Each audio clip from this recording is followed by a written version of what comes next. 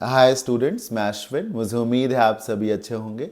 Daily dose of grammar and vocab का ये session number 31 है। जो भी स्टूडेंट्स फर्स्ट टाइम ऐसे किसी सेशन को देख रहे हैं, मैं उन्हें बता दूं कि यूट्यूब पर हमारी एक सीरीज़ है daily dose of grammar and vocab के नाम से, जिसके हर एक सेशन में हम 10 मिसलेनियस क्वेश्चंस चूज करते हैं। कुछ क्वेश्चंस ग्रामर से और कुछ क्वेश्चंस वोकैबलरी से। वाइल चूजिंग दीज 10 क्वेश्चंस, हमारी ये कोशिश रहती है कि क्वेश्चंस का लेवल अच्छा हो, यानी कि स्टैंडर्ड लेवल के क्वेश्चंस हो, ताकि एग्ज़ाम में जब अच्छे क्वेश्चंस आपसे पूछे जाते हैं तो वो कई बार जो आपको स्किप करने पड़ जाते हैं, जिन्हें आप नहीं अटेम्प्ट कर पाते हैं, उन क्वेश्चंस को भी आप अटेम्प्ट कर सकें। ये इस सीरीज़ का सेशन नंबर 31 है। आइए आज की क्लास को शुरू करते हैं।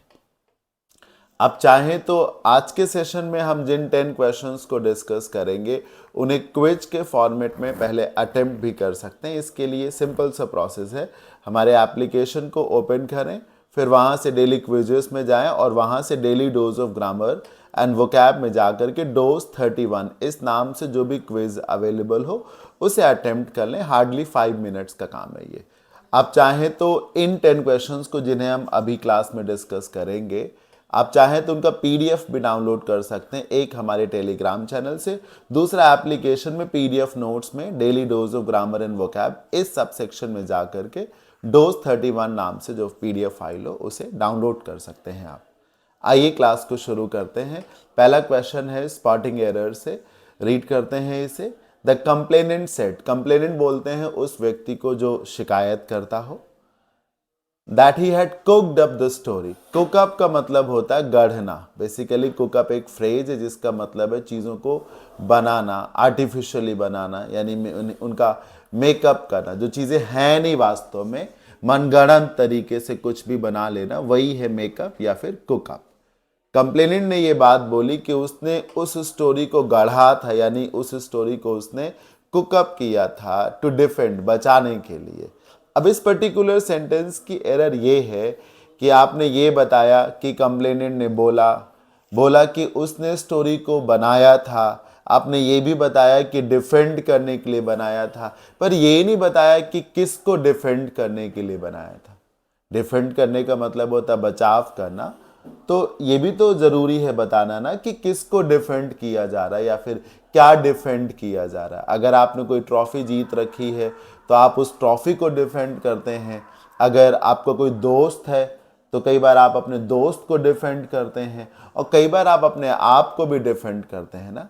तो शिकायतकर्ता ने कहा कि उसने एक स्टोरी गढ़ी थी ताकि वो अपने आप को डिफेंड कर सके। आपको डिफेंड के बगल में रिफ्लेक्सिव प्रोनाउन हिमसेल्फ ऐड कर देना चाहिए। जब तक ये बताओगे नहीं कि किसको डिफेंड करना, तब तक ये एक इनकम्प्लीट सेंटेंस रहेगा। और जब सेंटेंस में ऑब्जेक्ट ना दिया हो तो मोस्ट ऑफ द टाइम हम रिफ्लेक्सिव प्रोनाउन ही लगा लेते हैं।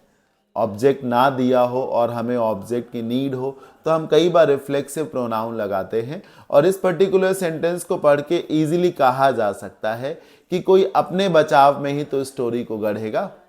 तो अपना बचाव करने का क्या मतलब है? To protect yourself, to defend yourself, right.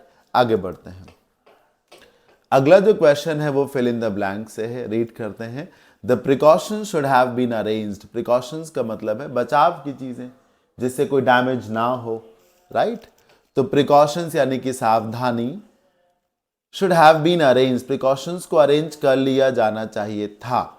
Should have been arranged, कर लिया जाना चाहिए था। Option A beforehand, prior, later या फिर बिफोर लॉन्ग।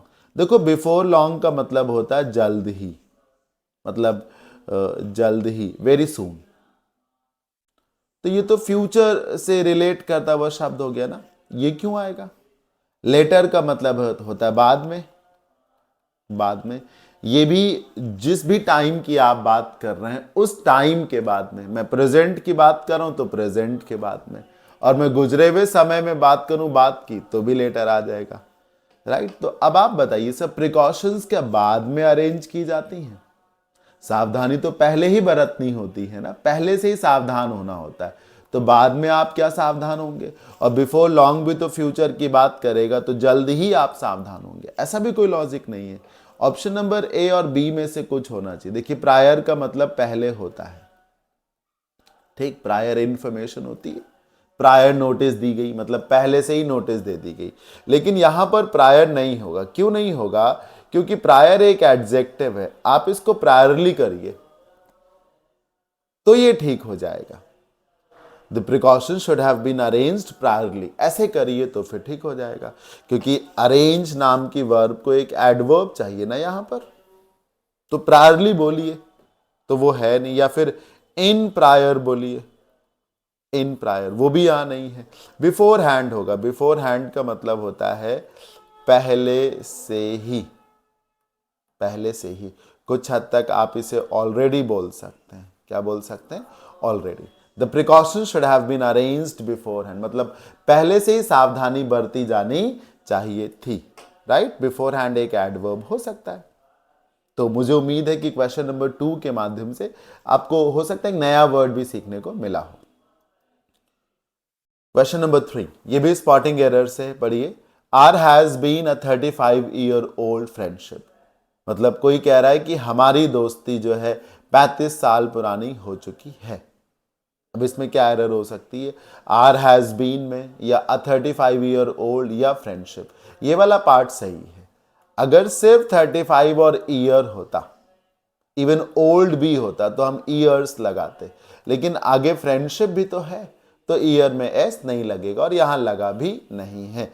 जैसे आपने कहा मैं 9 साल का हूं, आई एम 9 ईयर्स ओल्ड।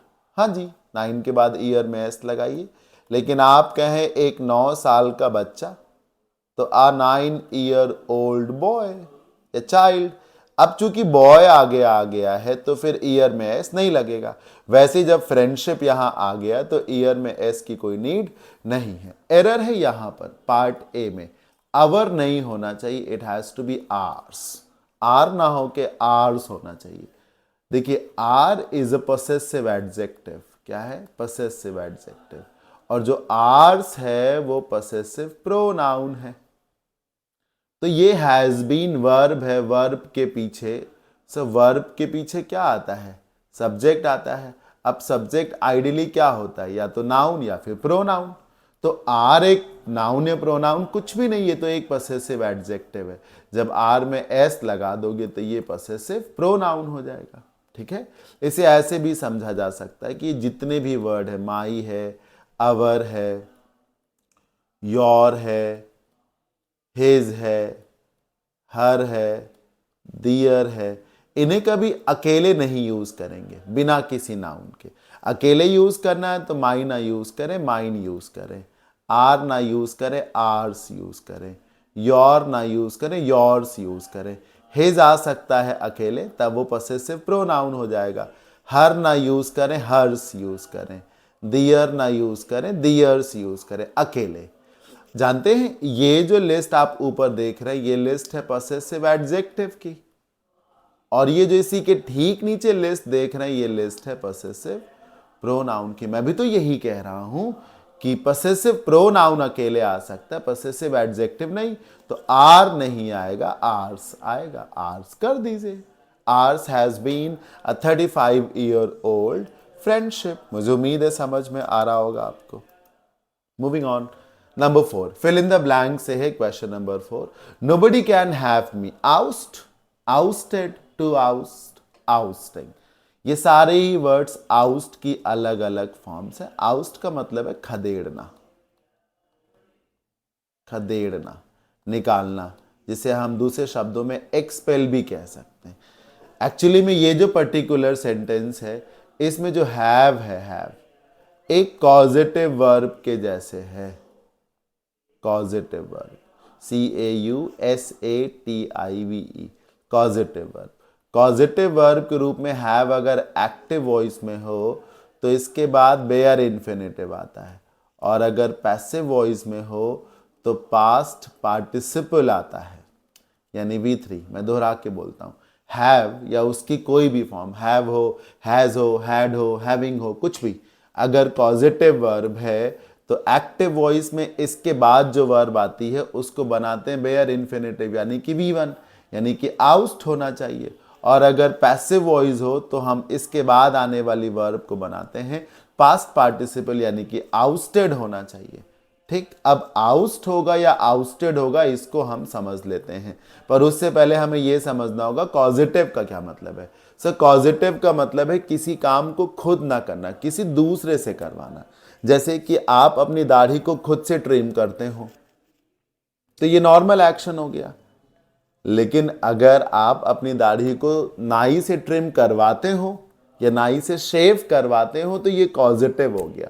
या यूं समझिए कि हम अपनी दाढ़ी को खुद से ट्रिम या शेव करते हैं कई बार, नॉर्मल एक्शन, लेकिन हेयर कट तो हम हमेशा करवाते हैं ना नाई से, तो वो एक्शन कॉजेटिव हो गया।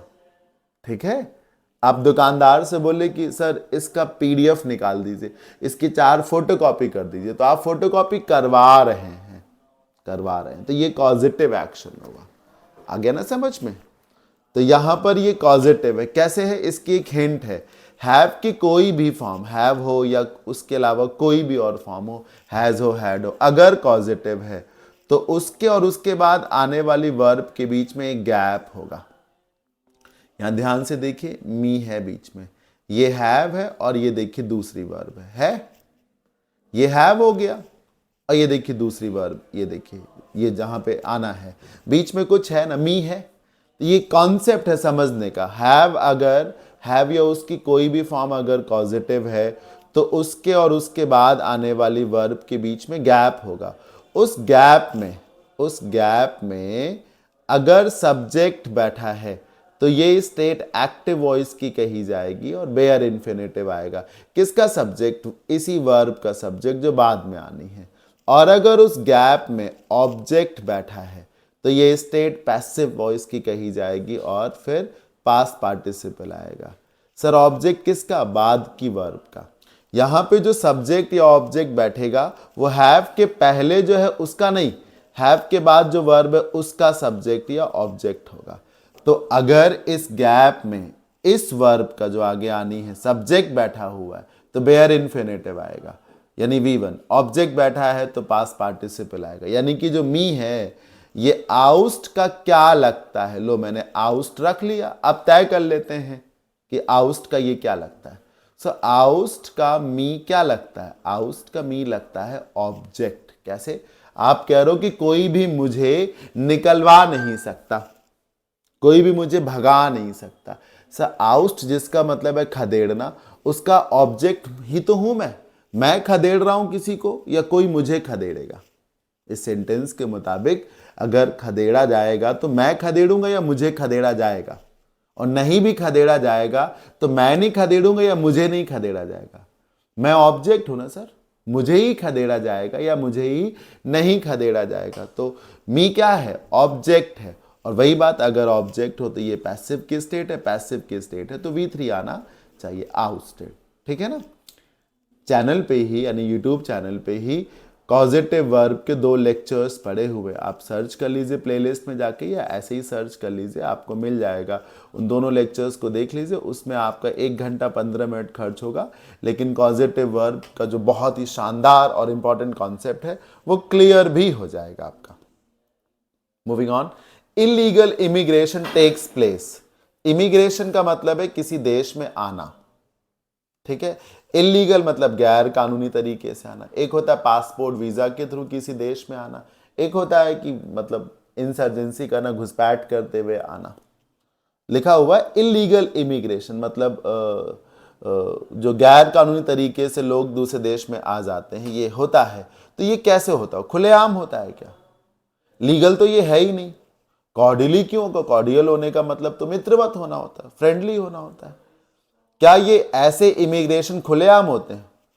ओवर्टली का मतलब होता है खुलेआम, ओपनली, ठीक। और सरेप्टिशियसली का मतलब होता है सीक्रेटली। अब आप खुद ही समझ लीजिए कि ये जो इमिग्रेशन है जो कि इलीगल टाइप का है, ये खुलेआम होता है किसी भी देश में या गुपचुप तरीके से होता है? ऑफ कोर्स गुपचुप तरीके से होता है ना, छुप के किया जाता है। तो इलीगल इमिग्रेशन टेक्स प्लेस सरेप्टिशियसली। आगे बढ़िए। म्यूटेशन। म्यूटेशन सर एक जेनेटिक प्रोसेस है जिसमें एक ऑटोमेटिक प्रोसेस के थ्रू एक इवोल्यूशन होता है और एक नई प्रजाति का जन्म हो जाता है।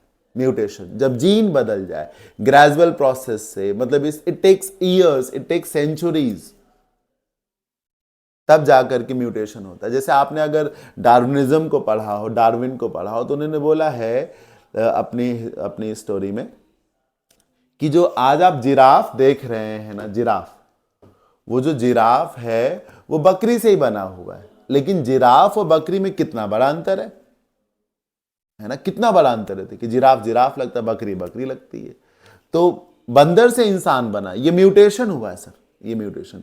जब एक नई प्रजाति का सृजन हो, जीन ही पूरी तरीके से बदल जाए, एक एक एक इवॉल्व इसमें चीजें करती हैं, राइट। तो ये इसको म्यूटेशन कहा जाता है। क्या कहा जाता है सर? म्यूटेशन। अब इसको दूसरे शब्दों में मेटामॉर्फोसिस भी कहा जाता है, ठीक। आप इसे ट्रांसफॉर्मेशन भी कहते हैं, लेकिन बायोलॉजी के टर्म्स में ये म्यूटेशन है या मेटामॉर्फोसिस है। म्यूटिलेशन का मतलब है किलिंग, हत्या। हत्या से भी ज्यादा डेड बॉडी को मतलब छत विछत कर देना, काट पीट देना, वो म्यूटिलेशन में आता है, जिसको आप बीहेडिंग भी कह सकते हैं। रिसर्जेंस का मतलब होता है फिर से ग्रो करना, फिर से तरक्की करना, जिसको आप रेनेसेंस भी कहते हैं, रीग्रोथ भी कह सकते हैं। सर्ज का मतलब होता है बढ़ना। सर्ज का क्या मतलब होता है? बढ़ना। तो फिर से जब चीजें बढ़ जाए, यानी कि फिर से उत्थान हो जाए, जिसको आप रिवाइवल भी कह सकते हैं, रीजेनरेशन भी कह सकते हैं। जैसे कोई टकला हो गया है ना, फिर उसने कुछ ऑयल्स को यूज किया, कुछ थेरेपी कराई, अब उसके फिर से बाल आ रहे हैं, तो ये रिसर्जेंस है। रिप्लेनिशमेंट का मतलब भी यही होता है सर, जब चीजें फिर से नई की जाए, रेनोवेट की जाए, फिर से बेहतर की जाए, फिर से सजा धजा दी जाए, ठीक है ना।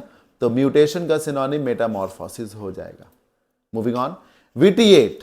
क्या लगता है आपको विटिएट का क्या सिनोनिम होता होगा, या एंटोनिम पूछा जा रहा है, तो विटिएट का क्या एंटोनिम होता होगा? सोचिए, क्या विटिएट का एंटोनिम कंटामिनेट है, इन्हांस है, सबोटेज है, या विटुपरेट है? क्या हो सकता है सर?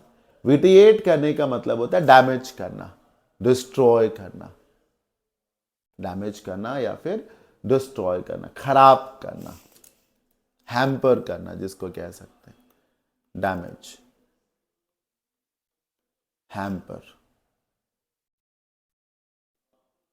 डिस्ट्रॉय करना, ये इसका मीनिंग है, ठीक है।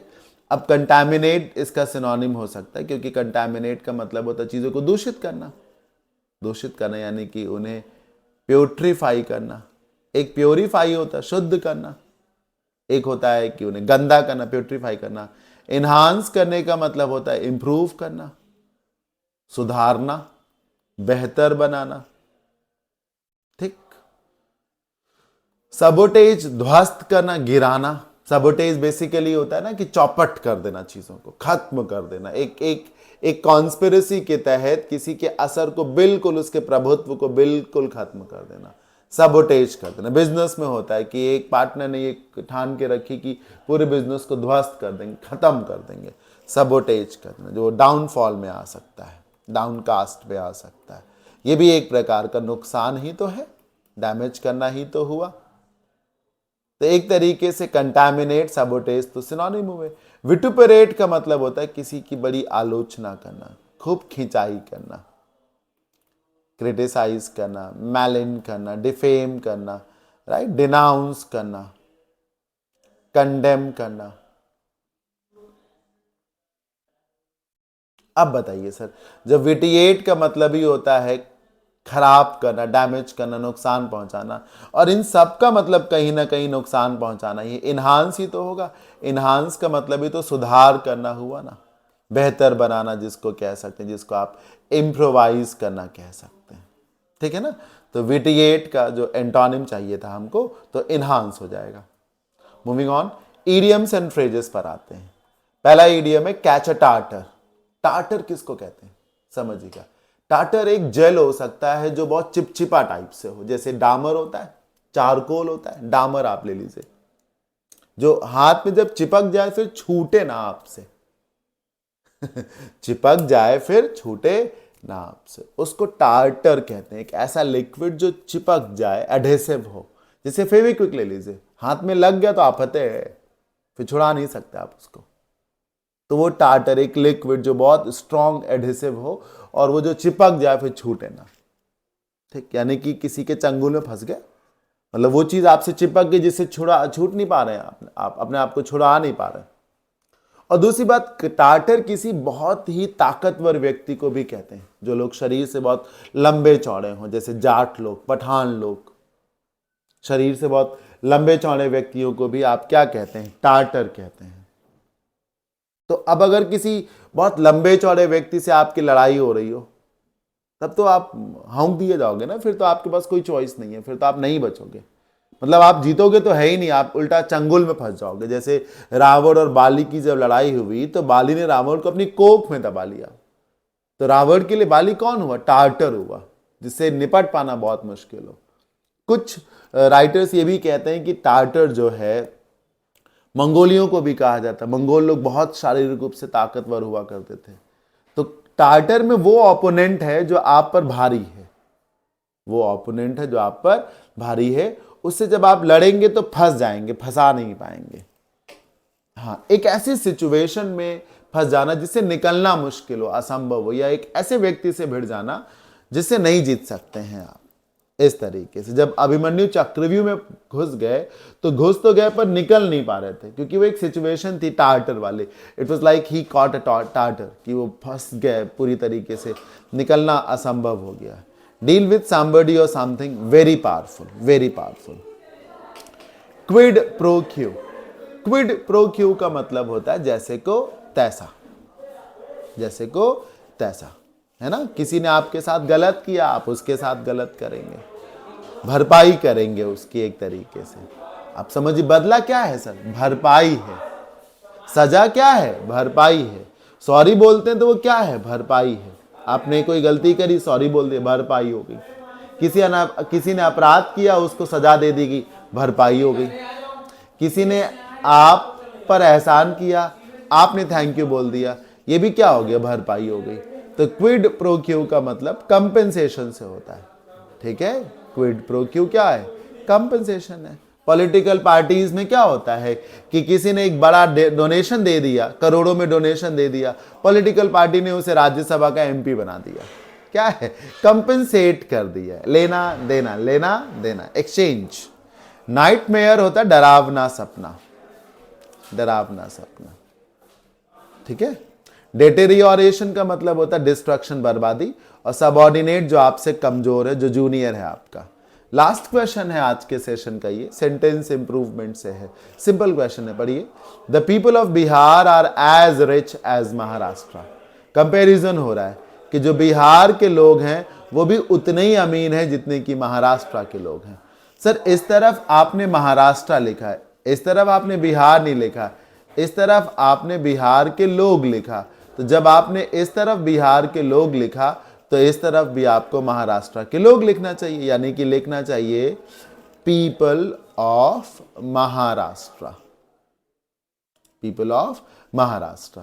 फिर आप पीपल के लिए डेमोन्स्ट्रेटिव प्रोनाउन दोज लगा सकते हैं।